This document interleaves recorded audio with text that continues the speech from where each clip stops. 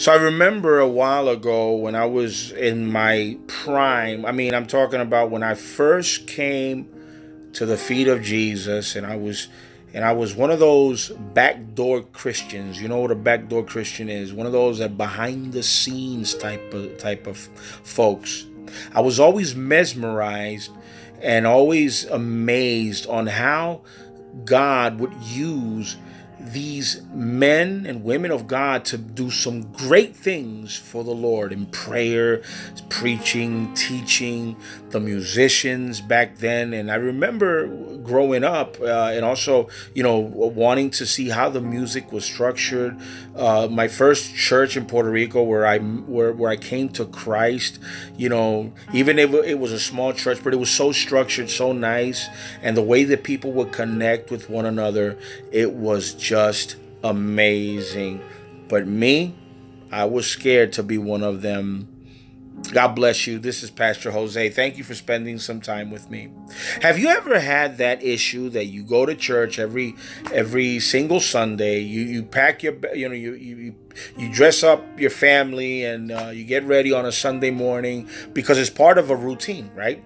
Monday through Friday we go to work. Some work Saturdays, and then on Sundays we get ready. We go to church as a family, and then we spend family time, and then we start the week off like that, right?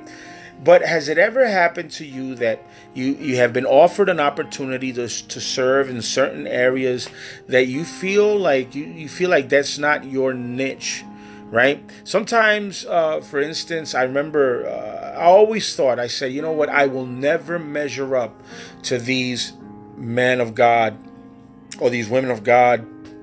I would never measure up to them as far as my knowledge, as far as my lack of words, as far as Bible knowledge and all these great things. I thought to myself, I felt that I was intimidated. To be honest with you, I felt that it was something that I didn't want to be a part of. I wanted to be serving from the back. I said, you know what? We'll go wherever we want to go. We will knock on doors whenever we want to. We will visit every single sick person in the whole city, and I will do that. But I will not stand in the front to preach. I will not stand in the front to sing. I will not stand in the front to do any of these things. Well, so next thing you know, before I knew it, I remember my pastor came one day and he knew and he saw potential because I was a partial musician, and he saw something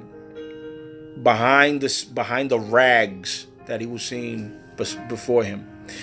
And he came up to me one day and he started making these offers, and I was already saying no, and we were having these conversations. And he told me one day these words that I've always kept with me and I always share it forward. And he said, Jose, God uses those that let themselves be used. And if you don't want to be used by God, you can't say you're a servant of God. And that really hit home. That hit me hard. And I really wanted to. I wanted to know what he knew, but I thought that I couldn't know what he knew. And then, one day I expressed it to him and I said, you know what? I want to know what you know, and I want to, how do you do it? He taught me how to read the Bible. He taught me how to study the Bible. He taught me how to just go slow and also try to memorize. I have a bad memory. Everything I have to write it down, but I've learned how to study the Word of God. And I've been given opportunities to do XYZ ministry, and because of that, here I am today doing what God allows me to do on a daily basis. But sometimes, and I still see till today, a lot of people still believe that they cannot do it, that they cannot do this. Let me share something with you. First of all, the Word of God said that if any of you lack wisdom, you should ask God, who gives generously to all without finding fault, and it will be given to you. First of all, sometimes when I feel like I wasn't wise enough to do certain things, and Pray to God, help me. I need the wisdom to do X, Y, Z. God always was faithful to give me the wisdom that was needed at the moment. A lot of times, I get these calls and people say, "Hey, you know what, Pastor? I was so touched and I was so moved by what you shared." And I have to kind of think back what it was, because you know what? It's always God who speaks. Sometimes I don't even remember what I said. First of all, I have a short memory. Second of all, it's when God is the one that's speaking, it's God who speaks. And I have to go back to my notes and see, what it was that was spoken.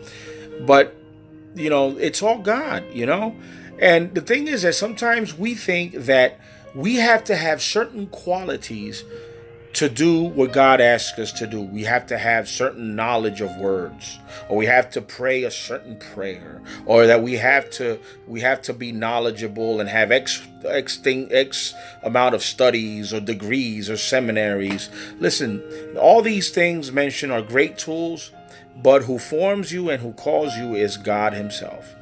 Let me tell you something. When Jesus was walking in this earth, he called 12 men. These 12 men, he could have chosen these 12 men from one of the teachers of the law, the scribes, the Pharisees, these guys. Okay, listen, I need some prepared folks to come with me and to go make disciples of men. No, he didn't do that. He chose 12 thugs. He chose 12 street guys in their professions, 12 guys that were uneducated, hardly, practically, and they were temper flared. They had all other businesses going on in their lives. They weren't the university type people. They were simple 12 simple men that God called to do great things. And let me tell you something. God will never call the qualified. He will qualify the one who he calls. But we have to let ourselves be used by God. Once we open our hearts to the Lord and we say, "God, I want to go where you send me, and I will do what you tell me to do. Just give me the instructions." I guarantee you will go places you have never gone before, and you will do things you have never thought you would do before. I didn't want to be a pastor. I didn't. I didn't. I seen what they go through, and I didn't want to do this. But God had other plans. And let me tell you something. I wouldn't change it for anything else. We've gone through a lot of good times. We've had a lot of good times. We've gone through a lot of painful moments. But this is part of the territory. And I tell you what, it's been a fun ride, and it continues to be a fun journey. So I'm not saying that God is going to call you to pastor a church, but God has a plan because he has a purpose. So pray to God, open your heart to the Lord and say, "God, where do you want me to go? What do you want me to do?" And whatever it is that God lays in your heart to do, do it. Do it, and do it with passion. Because this is kingdom. This time is short. The time is short, and it's about to come to an end. People are dying without knowing Jesus. And the church, we might be staying quiet. It's time to make some noise. It's time to make some noise, and it's time to continue the focus in winning souls for God's kingdom. The dynamic might change, the graphics might change, but the word remains the same. I encourage you. God bless you. Let me know, how can I help you? How can I pray for you? I want to be a part of your life, as I know and I'm thankful that you're a part of mine. So may God bless you today. I will see you next time. Hopefully tomorrow, but if not tomorrow, the next day, we will stay in touch. I love you and I bless you, and I'll see you soon with God willing. So I'll talk to you soon, people. Love you.